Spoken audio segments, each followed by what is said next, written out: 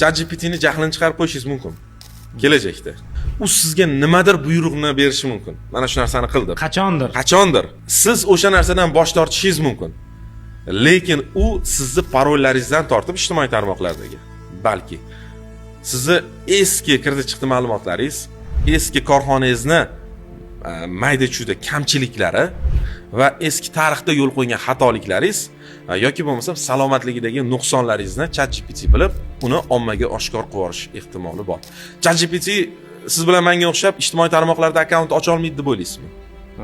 Sizdan mendan ko'ra ko'proq ma'lumotlarga ega, aqlliroq bo'lgan tizim bemalol qaysidir ijtimoiy tarmoqqa agar unga ochib berilsa, hozircha dostуп ochilmagan menimcha.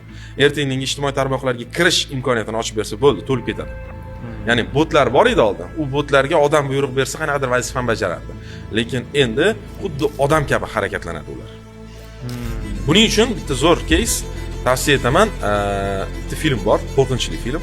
Adashmasam 3 ta soni chiqqan va o'sha narsaga yaqinlashib kelyapmiz. U kinoni oti adashmasam "Убрать из друзей" deb nomlanadi ruschasiga. Shu kinoni ko'rishni tavsiya etaman. Skype'da begona odam qo'shilib qoladi.